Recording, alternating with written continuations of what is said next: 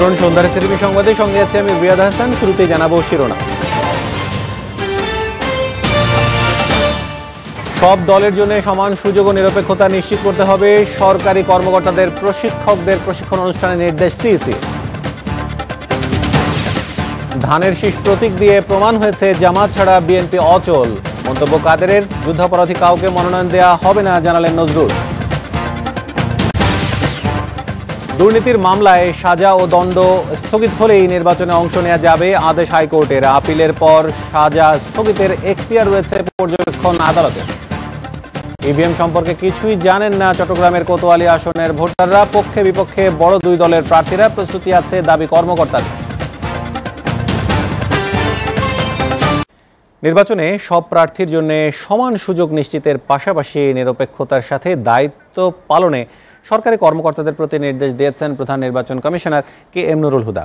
নির্বাচন কমিশন সচিবালয়ে এক অনুষ্ঠানে তার দাবি, অংশগ্রহণমূলক নির্বাচনের পরিবেশ তৈরি হয়েছে, তাই নির্বাচন সুষ্ঠু ও অবাধ হওয়ার আশা জানান সিইসি। মাইনুল শোভন জানাচ্ছেন বিস্তারিত।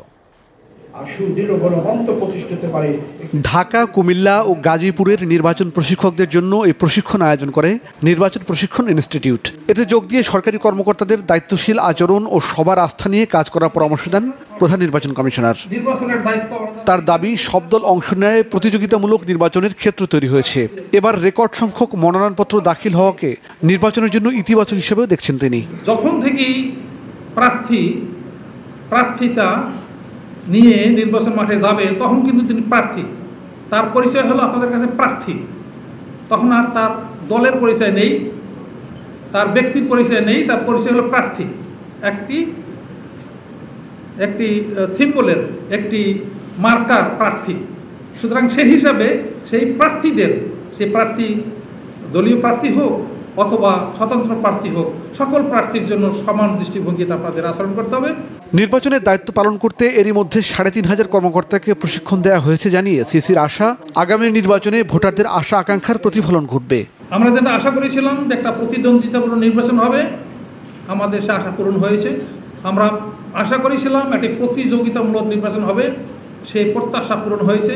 আমরা আশা করেছিলাম একটু অংশগ্রহণমূলক নির্বাচন হবে, সে অংশগ্রহণমূলক নির্বাচনের পরিবেশ সৃষ্টি হয়েছে। নির্বাচনের নিরপেক্ষতা বজায় রাখতে হবে, নির্বাচনের সকলের প্রতি সমান সুযোগ, সকলের প্রতি সমান আচরণ, সকলের প্রতি সমান দৃষ্টিভঙ্গি। এদিকে নির্বাচন কমিশনে আসেন বাংলাদেশে নিযুক্ত ব্রিটিশ হাইকমিশনার এলিসন ব্লেক। সিইসির সাথে প্রায় ঘণ্টাব্যাপী বৈঠক করলেও এ নিয়ে গণমাধ্যমের সামনে মুখ খোলেননি British High Commissioner. Mainul Shovon, SATV, Dhaka. ধানের শীষ প্রতীকে জামাতের প্রার্থীদের মনোনয়ন দিয়ে বিএনপি প্রমাণ করেছে জামাত ছাড়া তারা অচল, এমন অভিযোগ করেছেন আওয়ামী লীগ সাধারণ সম্পাদক ওবায়দুল কাদের। তিনি বলেন, জামাতকে আলাদা করে লাভ নেই, আর বিএনপি যাদের মনোনয়ন দিয়েছে তাদের অনেকেই জঙ্গিবাদের সাথে জড়িত। বিস্তারিত জানাচ্ছেন ফারজানা শোভা। রাজধানীর ধানমন্ডিতে আওয়ামী লীগ সভাপতির রাজনৈতিক কার্যালয়ে আন্তর্জাতিক বিষয়ক সম্পর্কিত উপকমিটির সাথে বৈঠকে বসে ইউরোপীয় ইউনিয়নের প্রতিনিধি দল। বাংলাদেশে এই মুহূর্তে নির্বাচনের সহায়ক পরিবেশ বিরাজ করছে বলেও সন্তোষ জানান তারা। পরে সাংবাদিকদের মুখোমুখি হয়ে আওয়ামী লীগ সাধারণ সম্পাদক জানান, অন্তর্কোন্দল আর সঠিক মনোনয়ন না হয় দলাদলির কারণে কয়েক স্থানে মনোনয়ন জমা দিতে পারেননি বিএনপি নেতারা। এই নিয়ে আওয়ামী লীগকে দোষারোপ ভিত্তিহীন। ঐক্যফ্রন্টে ঐক্যর অভাব আছে বলেও মন্তব্য করেন তিনি। তাদের ভেতরেই জগা খিচুড়ি অবস্থা, পরিস্থিতি মির্জা ফখরুল সাহেবের, তার দলের কন্ট্রোলের বাইরে। জামাত ছাড়া বিএনপি অচল, বিএনপি আর জামাত এক মোহনায় একাকার। তারা একসঙ্গেই কাজ করছে, একসঙ্গে সন্ত্রাস করছে, একসঙ্গে সাম্প্রদায়িক রাজনীতি করছে। বিএনপির মনোনয়ন প্রত্যাশীদের হয়রানি করা হচ্ছে এমন অভিযোগের জবাবে আওয়ামী লীগ সাধারণ সম্পাদক বলেন, তথ্য প্রমাণ দিয়ে অভিযোগ করলে নির্বাচন কমিশন ব্যবস্থা নেবে। তথ্য প্রমাণ দিয়ে বলুন কোথায় কোথায় তাদের প্রার্থীরা বাধাপ্রাপ্ত হচ্ছে, হয়রানির শিকার হচ্ছে। সেরকম কিছু হলে অবশ্যই নির্বাচন কমিশন ব্যবস্থা নেবে। একাদশ জাতীয় সংসদ নির্বাচন প্রতিদ্বন্দ্বিতাপূর্ণ হবে এমন আশা করে তিনি বলেন, মনোনয়ন নিয়ে মহাজোটে বড় কোনো সমস্যা নেই। জাতীয় পার্টির সাথে ছোটখাটো মতপার্থক্য সমাধানে আলোচনা চলছে। এর মধ্যে হয়ে যাবে, আমাদের মধ্যে মেজর কোনো প্রবলেম নেই, ছোটোখাটো আছে, এগুলো আমরা আলাপ আলোচনা করছি এবং আমরা সর্ট আউট করার জন্য আমরা কাজ করে যাচ্ছি। ওবায়দুল কাদের বলেন, বিএনপি সহ ঐক্যফ্রন্ট এবং অন্যান্য দল নির্বাচনে অংশ নেওয়ার বিষয়টি নিশ্চিত করতে আন্তরিক আওয়ামী লীগ। উইনেবল, ইলেক্টেবল, এই কথাটা বারবার। ফারজানা শোভা, এসিটিভি, ঢাকা। ক্ষমতার বাইরে থেকেও বিএনপি সন্ত্রাস, অগ্নিসংযোগ ও মানুষ পুড়িয়ে হত্যা করেছে, এমন দাবি করেছেন আওয়ামী লীগ যুগ্ম সাধারণ সম্পাদক মাহবুবুল আলম হানিফ।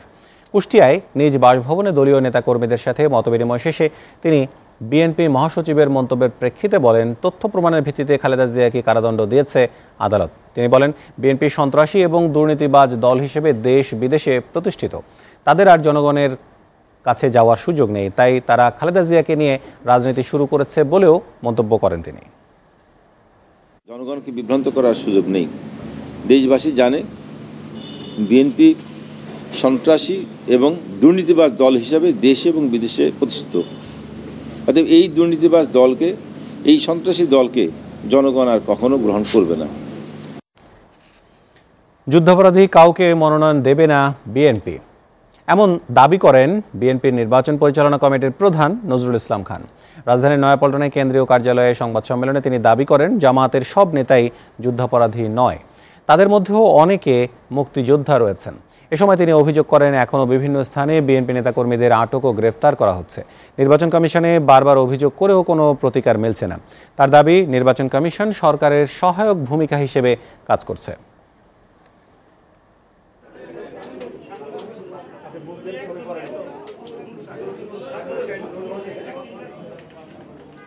কোনো যুদ্ধ অপরাধীকে আমরা কোনো প্রতীক দেব না, যুদ্ধ অপরাধীকে দেব না। কেউ যুদ্ধ অপরাধ না করে থাকলে তাকে দিতে অসুবিধা কি? জামাতের মধ্যে মুক্তিযোদ্ধাও আছে। ইউরোপীয় ইউনিয়নের প্রতিনিধি দলের সঙ্গে বৈঠক করেছে বিএনপি। বিকেল 5টায় বিএনপি চেয়ারপারসনের গুলশান কার্যালয়ে এ বৈঠক শুরু হয়। একাত্তর জাতীয় নির্বাচন সহ নানা বিষয়ে এ বৈঠকে আলোচনা হয়েছে বলে জানান বিএনপি নেতারা। বৈঠকে ইইউ প্রতিনিধি দলের সদস্য David Noel Ward, attorney Maria Gunari এবং ঢাকায় নিযুক্ত ইইউ রাষ্ট্রদূত রেনজিট টেরিং উপস্থিত ছিলেন। এদিকে বৈঠকে বিএনপির পক্ষে মহাসচিব মির্জা ফখরুল ইসলাম আলমগীর সহ স্থায়ী কমিটির সদস্যরা উপস্থিত ছিলেন।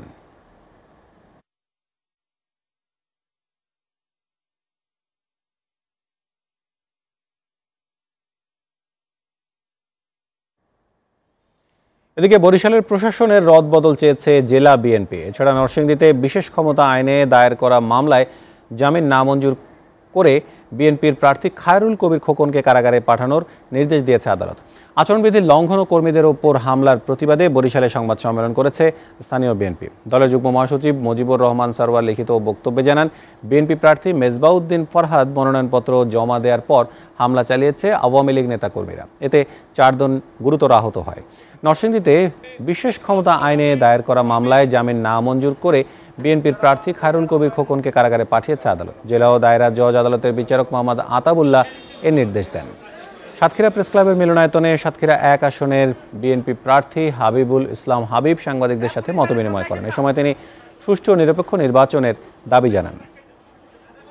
ভোলার লালমোহনে যুবলীগ ও ছাত্রলীগ নেতাকর্মীদের বিরুদ্ধে যুবদল ও ছাত্রদলের নেতাকর্মীদের গাড়িবহরে হামলার অভিযোগ উঠেছে। এই ঘটনায় যুবদল ও ছাত্রদলের কমপক্ষে 15 নেতাকর্মী আহত হয়েছে। সাভারে জাতীয় পার্টির এক নেতাকে মনোনয়ন দেওয়ার প্রতিবাদে মানববন্ধন ও প্রতিবাদ সমাবেশ করেছে স্থানীয় নেতাকর্মীরা। সহকারী রিটার্নিং অফিসারের কার্যালয়ে পার্টির নেতা আবুল কালাম আজাদ মনোনয়নপত্র জমা দিতে এলে তখন নেতাকর্মীরা বিক্ষোভ করেন। এ সময় সাভার উপজেলা এবং পৌর জাতীয় পার্টির নেতাকর্মীরা এক হয়ে উপজেলা চত্বরেই প্রতিবাদ সমাবেশ করে। এ সময় বক্তারা অভিযোগ করেন, এই প্রার্থীর বিরুদ্ধে জমি দখল সহ বিভিন্ন অভিযোগ রয়েছে।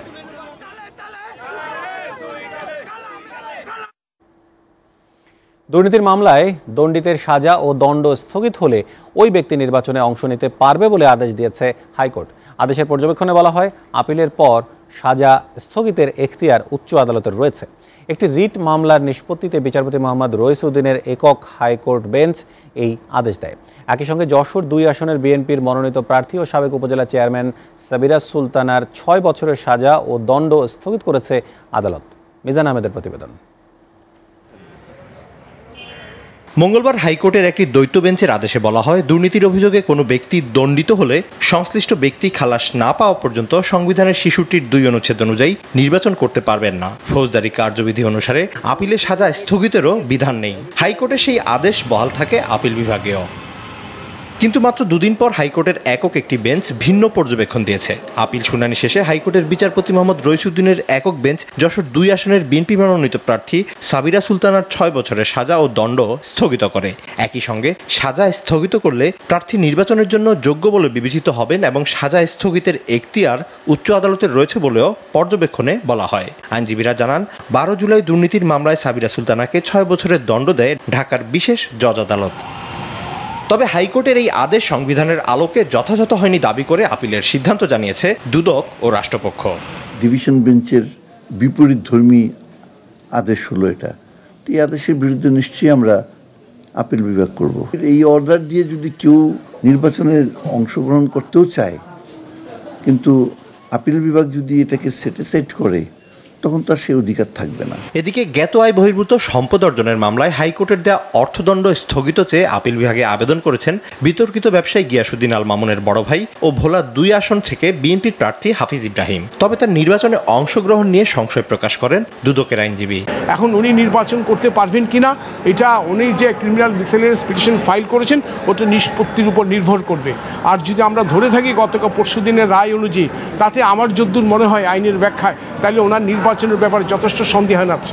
এছাড়া সম্পদের হিসাব বিবরণীর মামলায় সাবেক মেয়র সাদেক হোসেন খোকার ছেলে ইশরাক হোসেন ও মেয়ে শারিকা হোসেনকে 4 সপ্তাহের মধ্যে বিচারিক আদালতে আত্মসমর্পণের নির্দেশও দেয় হাইকোর্টের আলাদা একটি বেঞ্চ। এবং দুপক্ষ শুনে মহামান্য হাইকোর্ট ডিভিশন সাদেক হোসেন খোকার ছেলে এবং মেয়েকে আগামী 4 সপ্তাহের মধ্যে ঢাকার মুখ্য মহানগর হাকিম আদালতে আত্মসমর্পণের নির্দেশ দিয়েছেন। মিজান আহমেদ, এসএটিভি, ঢাকা।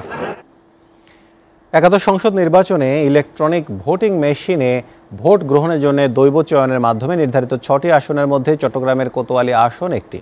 কিন্তু সম্পূর্ণ নতুন এই পদ্ধতি সম্পর্কে এখনও কিছুই জানেন না ভোটাররা। তাই নির্বাচনের আগে ব্যাপক প্রচারণা ও প্রশিক্ষণ চান তারা। নির্বাচন কর্মকর্তারাও বলছেন, সচেতনতামূলক প্রচারণা ও প্রশিক্ষণের যথেষ্ট প্রস্তুতি আছে তাদের। তবে এই আসনে প্রতিদ্বন্দ্বিতা করা বড় 2 দলের প্রার্থীরা অবস্থান নিয়েছেন ইভিএমের পক্ষে বিপক্ষে। শখ বিশেষের প্রতিবেদনে বিস্তারিত। বন্দরনগরীর সবচেয়ে গুরুত্বপূর্ণ আসনের নাম চট্টগ্রাম 9 কোতোয়ালি। কথিত আছে, এই আসন থেকে যে দলের প্রার্থী জয়লাভ করেন সেই দলই পরবর্তীতে সরকার গঠন করে। অংশগ্রহণমূলক প্রতিটি নির্বাচনের পরিসংখ্যান এই প্রবাদের পক্ষের যুক্তি আরও বাড়িয়ে দেয়। আর এই কারণেই আসনটির প্রতি সব দলেরই থাকে আলাদা নজর। একাদশ সংসদ নির্বাচনে এই আসন থেকে 2,39,914 জন ভোটার 144টি কেন্দ্রের মাধ্যমে তাদের ভোটাধিকার প্রয়োগ করবেন, যার পুরোটাই হবে ইভিএমে। কিন্তু নতুন এই পদ্ধতি সম্পর্কে এখনও কিছুই জানেন না এই আসনের সাধারণ ভোটাররা। আমি প্রেস করতেছি ঠিকই, কিন্তু ওইটা কোথায় যাইয়া হিট করতেছে এটা তো আমি জানি না। ভোট যদি এখন করে না শিখের আগে এটা তো পারবে না, এটা ভোটাররা ভোট দিতে পারবে না। আঞ্চলিক নির্বাচন কর্মকর্তা বললেন, বিষয়টিকে চ্যালেঞ্জ হিসেবেই নিয়েছে কমিশন। প্রতীক বরাদ্দের পর ইভিএম সম্পর্কে ব্যাপক প্রচারণা চালানোর প্রস্তুতিও আছে তাদের। পর্যাপ্ত সময় নিয়ে আমরা বিভিন্ন স্পটে বিভিন্ন জায়গায় গিয়ে আমরা তাদেরকে হাতে কলমে এগুলো আমরা শিখিয়ে দিই, কীভাবে তারা ভোট দিলে তাদের ভোটটা সুন্দরভাবে দিতে পারবেন এবং ভোটটা নষ্ট হবে না। এদিকে প্রধান 2 দলের প্রার্থীরা অবস্থান নিয়েছেন ইভিএমের পক্ষে বিপক্ষে।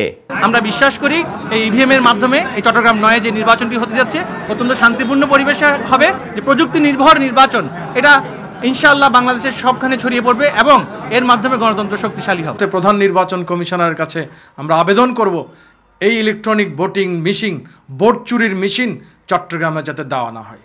ইভিএম ছাড়াও আরেকটি কারণে এই আসনটি দেশব্যাপী আলোচিত, আর তা হলো বড় 2 জোটই এখানে আস্থা রেখেছে নতুন প্রার্থীর ওপর। আওয়ামী লীগ তথা মহাজোট তাদের প্রতীক নৌকার মাঝি হিসেবে বেছে নিয়েছেন সাবেক মেয়র ABM মহিউদ্দিন চৌধুরীর ছেলে ব্যারিস্টার মহিবুল হাসান নওফেলকে। অন্যদিকে বিএনপি নেতৃত্বাধীন জাতীয় ঐক্যফ্রন্টের কাণ্ডারি হয়েছেন কারাবন্দী নগর বিএনপির সভাপতি ডাক্তার শাহাদাত হোসেন। সোহাগ বিশ্বাস, SATV, চট্টগ্রাম। এবার জাতীয় সংসদ নির্বাচন উপলক্ষে SATVর বিশেষ আয়োজন ভোটের হাওয়া।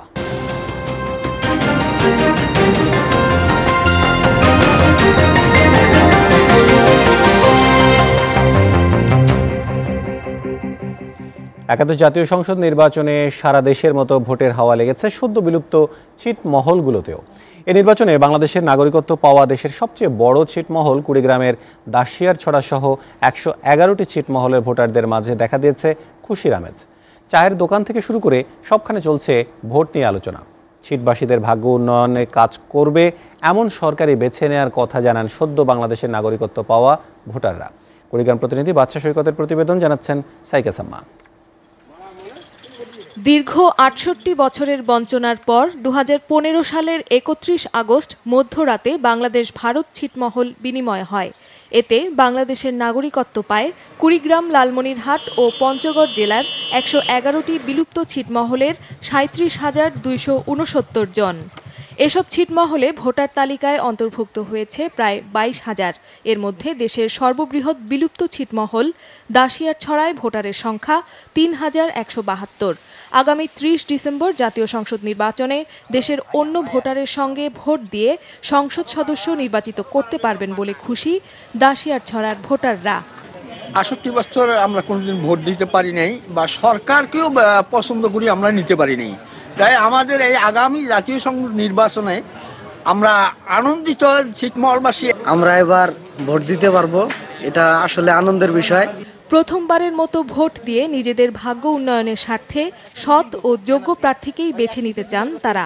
আমরা অন্ধকার জগতে ছিলাম, বাংলাদেশ হওয়ার পর থেকে আর আমরা অন্ধকারে নাই, এখন আলোর জগতে বসবাস করতেছি। আগে তো আমরা এখানে সিট ছিল, বাংলা ছিল না, তখন আমার কষ্ট ছিল খুব।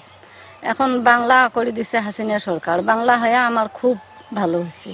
দেশের মূল ধারায় একীভূত হওয়া এসব মানুষের আশা নির্বাচিত নতুন সরকার তাদের উন্নয়নের ধারা অব্যাহত রাখবে।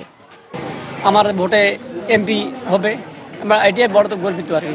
সৎ, যোগ্য এবং ভালো প্রার্থীকে আমরা ভোট দেবো যাতে দেশের উপকার হয়, আমরা এটাই চাচ্ছি। আমরা এখন ভোট দিতে পারবো, যে সরকার আসলে আমরা সুযোগ সুবিধা হবে, আমরা সরকারকে ভোট দেব। জাতীয় সংসদ নির্বাচনে সদ্য বিলুপ্ত ছিটমহলের ভোটাররা যেন নির্বিঘ্নে ভোটাধিকার প্রয়োগ করতে পারে সে ব্যাপারে প্রয়োজনীয় ব্যবস্থা নেওয়ার কথা জানালেন এই নির্বাচন কর্মকর্তা।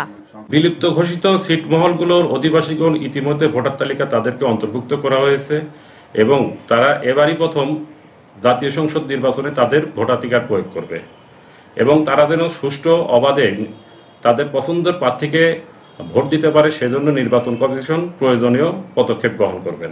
আগামী জাতীয় সংসদ নির্বাচনে যে সরকারি ক্ষমতায় আসুক বিলুপ্ত ছিটমহলগুলোর দিকে বিশেষ নজর রাখবে এমনটাই প্রত্যাশা এসব মানুষের। SATV news desk. রাষ্ট্রপতি মোহাম্মদ আব্দুল হামিদের কাছে পরিচয়পত্র পেশ করেছেন বাংলাদেশে নবনিযুক্ত মার্কিন রাষ্ট্রদূত আর্ল রবার্ট মিলার। বিকেলে বঙ্গভবনে রাষ্ট্রপতির হাতে তিনি পরিচয়পত্র তুলে দেন। এ সময় রবার্ট মিলারের সাথে তার স্ত্রী মিশেল অ্যাডেলম্যান ছাড়াও যুক্তরাষ্ট্রের 6 কর্মকর্তা উপস্থিত ছিলেন। ঢাকায় নিযুক্ত মার্কিন রাষ্ট্রদূত মার্শা বার্নিকাট বিদায় নেওয়ার আগেই দেশটির প্রেসিডেন্ট ডোনাল্ড ট্রাম্প বাংলাদেশের নতুন রাষ্ট্রদূত হিসেবে মিলারের নাম ঘোষণা করেন। গত 13 অক্টোবর মার্কিন সিনেটে বাংলাদেশের রাষ্ট্রদূত হিসেবে অনুমোদনও পান মিলার। গত 18 নভেম্বর তিনি ঢাকায় পৌঁছান। পার্বত্য চট্টগ্রাম চুক্তির 21 বছরেও মৌলিক বিষয়গুলোর 2/3 এখনও বাস্তবায়িত হয়নি, এমন অভিযোগ তুলেছেন পার্বত্য চট্টগ্রাম জনসংহতি সমিতির সভাপতি জ্যোতিরেন্দ্র বোধিপ্রিয় লারমা। সকালে রাজধানীর একটি হোটেলে সংবাদ সম্মেলনে তিনি বলেন, সরকার চুক্তির 80% বাস্তবায়িত হয়েছে দাবি করলেও 72টির মধ্যে মাত্র 25টির ধারা বাস্তবায়িত হয়েছে। দীর্ঘদিনেও চুক্তি বাস্তবায়ন না হওয়ায় ক্ষোভ প্রকাশ করেন তিনি। সংসদ নির্বাচনের তফসিল ঘোষণার পর অবৈধ অস্ত্র উদ্ধারের নামে পার্বত্য চুক্তি বাস্তবায়নের দাবিতে আন্দোলনরত নেতাকর্মীদের হয়রানি করা হচ্ছে বলেও অভিযোগ করেন তিনি। পার্বত্য চট্টগ্রামে অবাধ, সুষ্ঠু ও গ্রহণযোগ্য নির্বাচনের স্বার্থে আইনশৃঙ্খলা বাহিনীর এমন তৎপরতা বন্ধের দাবি জানান সন্তু লারমা। অবাস্তবায়িত অবস্থায় সাভারের আশুলিয়ার নিশ্চিন্তপুরে পুলিশের সঙ্গে কথিত বন্দুকযুদ্ধে অপহরণকারী ও হত্যা মামলার আসামি বাবলু হোসেন নিহত হয়েছে। এছাড়া কক্সবাজারে মারা গেছে মাদক ব্যবসায়ী। পুলিশ জানায় 12 নভেম্বর নিশ্চিন্তপুর থেকে উদ্ধার করা হয় এক ব্যক্তির মরদেহর 8 টুকরা। এই ঘটনার প্রধান আসামি বাবলুকে গ্রেপ্তারের পর ভোরে তাকে নিয়ে অভিযান চালানো হয়। এ সময় তার সহযোগীরা পুলিশকে লক্ষ্য করে গুলি ছোড়ে। এক পর্যায়ে বাবলু গুলিবিদ্ধ হয়। পরে তাকে উদ্ধার করে হাসপাতালে নেওয়ার পর চিকিৎসক তাকে মৃত ঘোষণা করেন। ঘটনাস্থল থেকে 3 রাউন্ড গুলিসহ একটি বিদেশি পিস্তল উদ্ধার করা হয়েছে। এদিকে কক্সবাজারের টেকনাফেও ভোরে মেরিন ড্রাইভের পাশে ব্যবহার ছাড়া নোয়াখালী পাড়ার মোহাম্মদ হানিফ নামে এক যুবকের মৃতদেহ উদ্ধার করে পুলিশ। দুদল মাদক ব্যবসায়ীর টাকা ভাগাভাগি নিয়ে গোলাগুলির ঘটনা ঘটতে পারে বলে মনে করছে পুলিশ। পরিবারের দাবি 8 দিন ধরে নিখোঁজ ছিল হানিফ।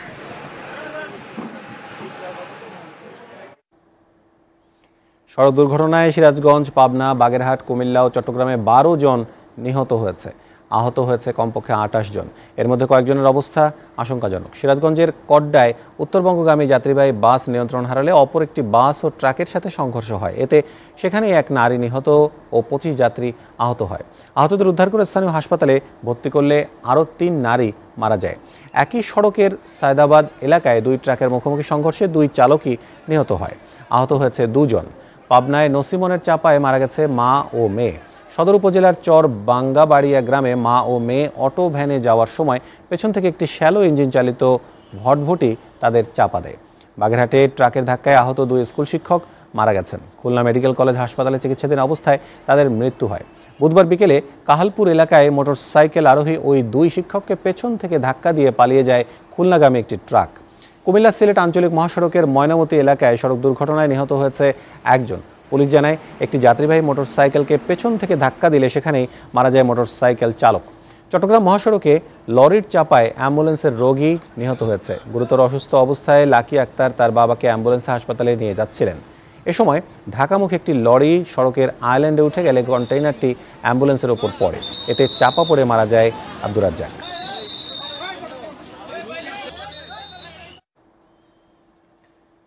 কুষ্টিয়ার ভেড়ামারায় খায়রুল হত্যা মামলায় একই পরিবারের 3 জনকে যাবজ্জীবন কারাদণ্ড দিয়েছে আদালত। দুপুর 1:30টায় কুষ্টিয়া জেলা ও দায়রা জজ আদালতের বিচারক অরূপ কুমার গোস্বামী আসামিদের উপস্থিতিতে এই রায় ঘোষণা করেন। 2013 সালে 24 আগস্ট ভেড়ামারা উপজেলার সাতবাড়িয়া হিসনাপাড়া গ্রামে তুচ্ছ ঘটনা নিয়ে খায়রুলের পরিবারের উপর হামলা চালায় আব্দুল মান্নান সহ তার সহযোগীরা। এ সময় গুরুতর আহত অবস্থায় স্থানীয় হাসপাতালে নেয়ার পথে খায়রুলের মৃত্যু হয়।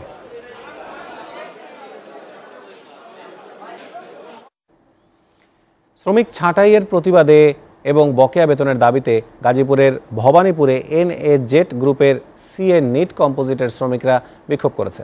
এ সময় শ্রমিকরা ঢাকা ময়মনসিংহ মহাসড়ক টায়ার জ্বালিয়ে মহাসড়ক অবরোধ করে রাখে। এতে বন্ধ হয়ে যায় যান চলাচল। চরম দুর্ভোগে পড়ে যাত্রীরা। বিক্ষুব্ধ শ্রমিকদের দাবি, বিভিন্ন অজুহাতে কারখানার শ্রমিকদের অন্যায়ভাবে ছাঁটাই করা হচ্ছে। পুলিশ জানায় সকাল 9টা থেকে বেলা 11:30 পর্যন্ত শ্রমিকরা অবরোধ করে। পরে টিয়ার শেল ছুড়ে পরিস্থিতি নিয়ন্ত্রণে আনে পুলিশ। জয়পুরহাটে কয়েকটি শিক্ষা প্রতিষ্ঠানে SSC ও দাখিল পরীক্ষার্থীদের কাছ থেকে অতিরিক্ত টাকা নেওয়ার অভিযোগ উঠেছে। আর এসব শিক্ষা প্রতিষ্ঠানের প্রধানরা প্রভাবশালী হওয়ায় শিক্ষার্থী অভিভাবকরা প্রতিবাদ করেও ফল মেলেনি। তবে জেলা শিক্ষা কর্মকর্তা জানিয়েছেন, অভিযোগ পেলে তদন্ত সাপেক্ষে ব্যবস্থা নেওয়া হবে। জয়পুরহাট প্রতিনিধি মোয়াজ্জেম হোসেনের প্রতিবেদন, জানাচ্ছেন সাজিয়া আক্তার। দেশজুড়ে বিভিন্ন শিক্ষা প্রতিষ্ঠানের SSC ও দাখিল পরীক্ষার্থীদের সরকারি নিয়ম অনুযায়ী ফরম পূরণে 1445 থেকে 1565 টাকা নেয়ার নিয়ম রয়েছে। কিন্তু জয়পুরহাটের তিলেকপুর উচ্চ বিদ্যালয় সহ কয়েকটি শিক্ষা প্রতিষ্ঠানের প্রধানরা 2000 থেকে 3000 টাকা পর্যন্ত নিয়েছেন বলে অভিযোগ শিক্ষার্থী ও অভিভাবকদের। তারা জানান, এসব শিক্ষা প্রতিষ্ঠানের প্রধানরা প্রভাবশালী হওয়ায় সংশ্লিষ্টরা কোনো পদক্ষেপও নিচ্ছেন না। 10ম শ্রেণীর মানবিক শাখার ছাত্র, আমার নাম নাহিদ রানা। আমাদের ফর্ম ফিলাপের মোট টাকা নিচ্ছে 3000 টাকা। স্কুলে ফর্ম ফিলাপের এক একজন 1000 টাকা নিচ্ছে। আমি 2000 টাকা দিচ্ছি, অন্যদের 2400 নিচ্ছে, কারো 2100 2200 এভাবে নিচ্ছে। SSC পরীক্ষার্থীদের ফর্ম পূরণের জন্য অতিরিক্ত টাকা নেওয়া হয়েছে আমরা জেনেছি। অভিভাবক হিসাবে আমরা এটা মেনে নিতে পারি না। বিভিন্ন অজুহাতে অতিরিক্ত টাকা নেয়ার কথা স্বীকার করলেন এসব শিক্ষা প্রতিষ্ঠানের প্রধানরা। বিজ্ঞান শাখার জন্য 1840, 3 মাসের বেতন 210 এবং ম্যানেজমেন্ট ফি 50 টাকা, সর্বমোট 2100 টাকা নিয়েছি। আর্টস এবং কমার্সের জন্য 2000 টাকা নিয়েছি। আর অভিভাবক এবং শিক্ষার্থীদের সাথে আলোচনা সাপেক্ষে 3 মাসের জন্য কোচিং ফি বা অতিরিক্ত ফি বাবদ 1000 টাকা গ্রহণ করা হয়েছে। জেলা শিক্ষা কর্মকর্তা জানালেন, যেসব শিক্ষা প্রতিষ্ঠানের প্রধানরা অতিরিক্ত টাকা নিয়েছে তাদের বিরুদ্ধে তদন্ত সাপেক্ষে ব্যবস্থা নেওয়া হবে। যদি কোনো শিক্ষা প্রতিষ্ঠান বোর্ড কর্তৃক নির্ধারিত ফির বাইরে যদি কেউ অর্থ গ্রহণ করে থাকে তাহলে তদন্ত সাপেক্ষে আমরা অবশ্যই ব্যবস্থা গ্রহণ করব।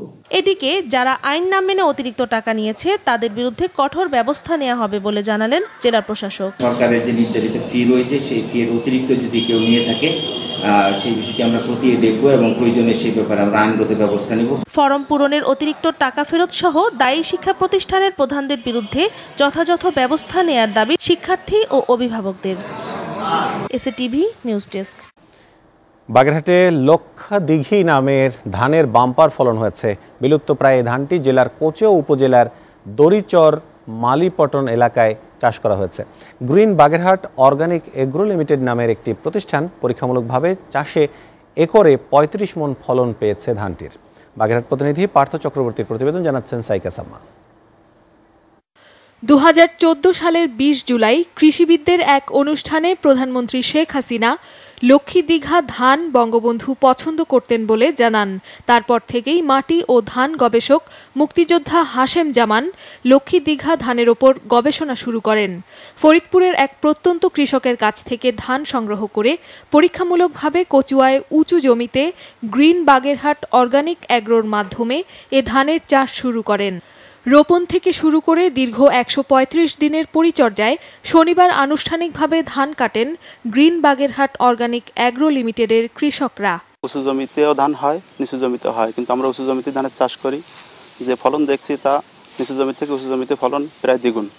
আমরা আগামীতে এই ধান আরও অনেক বাড়িয়ে চাষ করার চেষ্টা করব। আমাদের যে টার্গেট ছিল টার্গেটের থেকেও অনেক বেশি ফলন আমরা আশা করতেছি। ফলনের দিক দিয়ে আমরা আশাবাদী এবং যাতে চাষিরা আসলে এটা আগে নিচু জমিতে চাষ হতো, এখন এটা উঁচু জমিতে চাষ করলে ভালো ফলন পাওয়া যায় এবং আমাদের এলাকার চাষিরা এটা পছন্দ করবে বলে আমি আশাবাদ।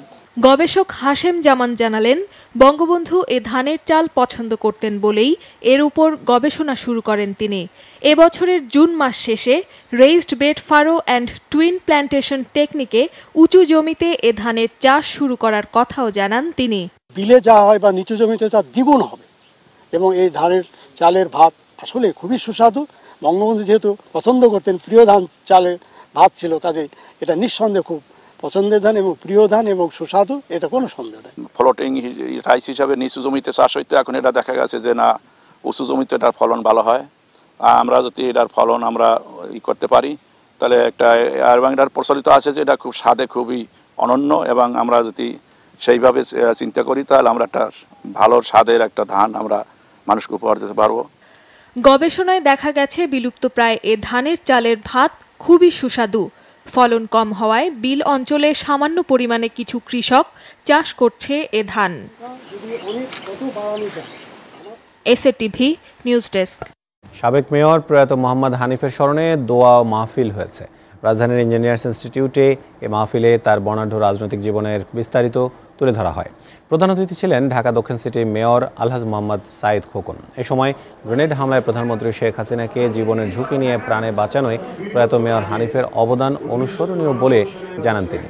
মেয়র খোকন জাতীয় নির্বাচনে ঐক্যবদ্ধ হয়ে কাজ করে শেখ হাসিনাকে চতুর্থবারের মতো ক্ষমতায় আনতে সকলের প্রতি আহ্বান জানান।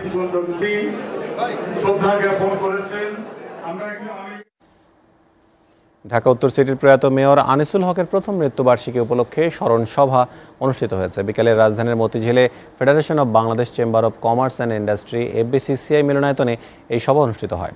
অনুষ্ঠানে FBCCI এর শীর্ষস্থানীয় ব্যবসায়ী নেতারা উপস্থিত ছিলেন। এ সময় বক্তারা আনিসুল হকের কর্মজীবনের নানা দিক তুলে ধরে বলেন, প্রয়াত মেয়র উত্তর সিটি কর্পোরেশনের উন্নয়ন কর্মকাণ্ডে জাতির কাছে স্মরণীয় হয়ে থাকবেন। এছাড়া ব্যবসা সম্প্রসারণেও তার অতুলনীয় ভূমিকার কথা জানান FBCCI নেতারা। বাংলাদেশে প্রতি 3 জনের 1 জন লিভার রোগে আক্রান্ত হচ্ছে। সংবাদ সম্মেলনে একথা জানিয়েছেন লিভার বিশেষজ্ঞরা। পরে রাজধানীর একটি হোটেলে 5ম আন্তর্জাতিক লিভার সম্মেলনের আয়োজন করে হেপাটোলজি সোসাইটি। এতে দেশি বিদেশি লিভার বিশেষজ্ঞরা অংশ নেন। লিভার বিশেষজ্ঞরা জানান, বাংলাদেশে 1 কোটি ক্রনিক হেপাটাইটিস এবং 4.5 কোটি মানুষ ফ্যাটি লিভার রোগে আক্রান্ত। তারা লিভার ভাইরাস প্রতিরোধ, শিশু ও গর্ভবতী মায়েদের লিভার রোগের চিকিৎসা সম্পর্কে আলোচনাও করেন। পাশাপাশি লিভার রোগের প্রবণতা মোকাবেলায় দেশে একটি স্বতন্ত্র লিভার ইনস্টিটিউট প্রতিষ্ঠার দাবিও জানান। বাজেটে হিজড়া সম্প্রদায়ের জন্য পৃথকভাবে অর্থ বরাদ্দের দাবি জানিয়েছে উত্তরণ ফাউন্ডেশন। জাতীয় প্রেস ক্লাবে সংবাদ সম্মেলনে জানানো হয়, দেশে বিপুল সংখ্যক হিজড়া থাকলেও তাদের জন্য আলাদা শিক্ষা প্রতিষ্ঠান নেই। তাদের কর্মমুখী শিক্ষা ব্যবস্থা গড়ে তুলতে সরকারের প্রতি আহ্বান জানান সংগঠনের নেতারা। সেই সাথে রাষ্ট্রীয় ভাতা নিশ্চিতেরও আহ্বান জানানো হয়। এ সময় তৃতীয় লিঙ্গের অধিকার নিশ্চিতে একসঙ্গে কাজ করতে উত্তরণ ফাউন্ডেশন ও ভারতের হাবিব ফাউন্ডেশনের মধ্যে চুক্তি সই হয়। সন্ধ্যার এসটিভি সংবাদ শেষ করবো, তার আগে শিরোনামগুলো দেখে নেব। সব দলের জন্য সমান সুযোগ ও নিরপেক্ষতা নিশ্চিত করতে হবে, সরকারি কর্মকর্তাদের প্রশিক্ষকদের প্রশিক্ষণ অনুষ্ঠানের নির্দেশ সিইসির।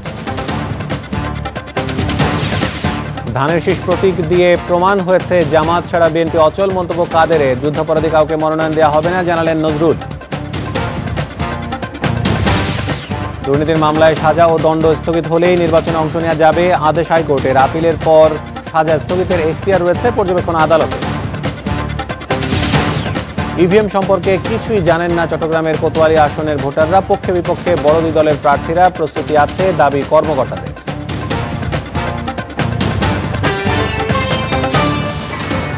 এই ছিল সন্ধ্যার এসটিভি সংবাদে। এসটিভি সবচেয়ে সংবাদ জানতে ভিজিট করুন www.stv.tv-তে।